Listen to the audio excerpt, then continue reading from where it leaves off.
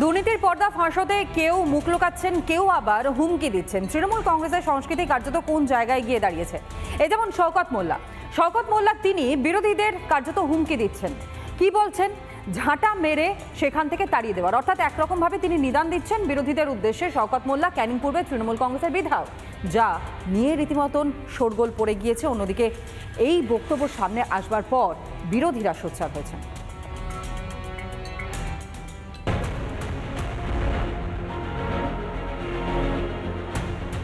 বিধানসভা ভোটের এখনো বেশ কিছুটা দেরি, কিন্তু এখন থেকেই চলছে থমকানি চমকানির রাজনীতি। ফের ভাষা সন্ত্রাস শাসকের, আবারও বেলাগাম শওকত মোল্লা।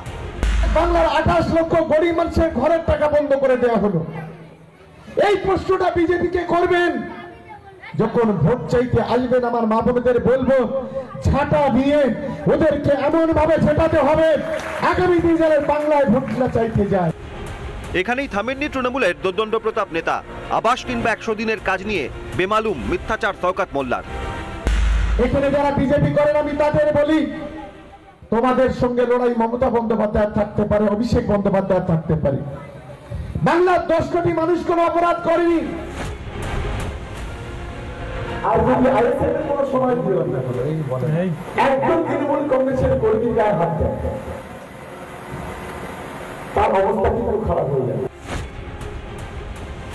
আজকে 24 লক্ষ বাংলার মানুষের সঙ্গে কেউ যদি প্রতারণা করে থাকে, তার নাম চোর মমতা ব্যানার্জি, অভিষেক ব্যানার্জি। আজকে শওকত মোল্লা বড় বড় বাতলা দিচ্ছে বিরোধীদের, ঝাঁটা মারা নিদান দিচ্ছে। ওনাকে বলবো, বাংলার মা বোনেরা ঝাঁটা নিয়ে রেডি হয়ে আছে। ভোটের এখনো ঢের দেরি, কিন্তু এখন থেকেই শাসক নেতারা যে ভাষায় কথা বলছেন, এর শেষ কোথায়? ভোট এলে কি হবে? রিপাবলিক বাংলা। পাথর প্রতিমার গোপালনগরের বাসিন্দারা তারা রীতিমতন সোচ্চার হয়েছেন। কেন? তৃণমূল কংগ্রেস করলে নাকি করে ছাড় দেওয়া হচ্ছে, কিন্তু তৃণমূল যদি না করা হয়, যদি ঘাসফুল থেকে সরে আসা হয়, তাহলে সেই কর কয়েক গুণ বেড়ে যাচ্ছে। বিজেপি তারাও চুপ নেই। এই ছবি আর এই খবর সামনে আসবার পর বিজেপিও সোচ্চার হয়েছে।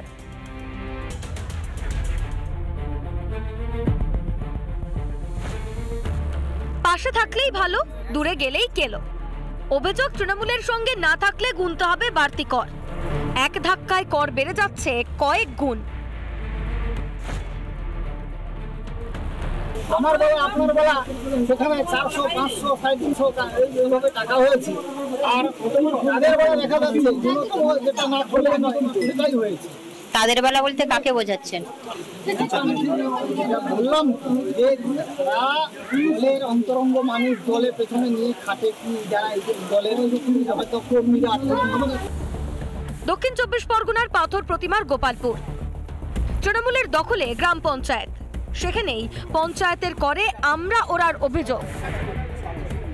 18 সালে 372 টাকা ছিল, 19 সাল থেকে 559, তারপরে 20 সালে হয়েছে 659। এখন প্রত্যেকের প্রায় 300 টাকা করে বাড়া। এই যে শস্য বীমাকে কেন্দ্র করে এরা বাধ্যতামূলক জনসাধারণের কাছ থেকে ট্যাক্স কাটিয়ে, মানে যে ছিল ধারণ যার 50 টাকা ছিল তার করেছে 150 টাকা, যার ছিল 500 টাকা তার করেছে 700 টাকা, এইভাবে সব বাড়িয়েছে। ট্যাক্স আগে অফলাইন ছিল, এখন অনলাইন প্রসেস হয়েছে। ট্যাক্স নিয়ে যদি কারোর কোনো যদি ঝামেলা থাকে, আমাদের গ্রাম পঞ্চায়েতে সব মানে আমাদের নজরে আছে। আমরা আগামী দিনে বিষয়টা দেখছি। প্রধানকে বা উপপ্রধানকে বলেছিলাম, তারা বলছে কি করবো, এরা কম্পিউটারে অনলাইনে বেড়ে গেছে। আর অনলাইনে বাড়ায় কি, যারা পঞ্চায়েত বসে সিদ্ধান্ত করেছে। তো এটা তো আমাদের এখানে আছে। বাংলায় থাকতে গেলে তাদেরকে তৃণমূল করতেই হবে, তাদেরকে চুরি করতে হবে, ডাকাতি করতে হবে।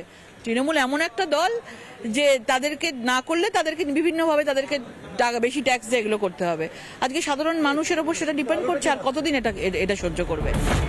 লাগান সিনেমার গল্পে চম্পানির গ্রামে 3 গুণ কর চাপিয়েছিল ব্রিটিশ সরকার। সেই পথেই হাঁটছে গোপালপুর গ্রাম পঞ্চায়েত।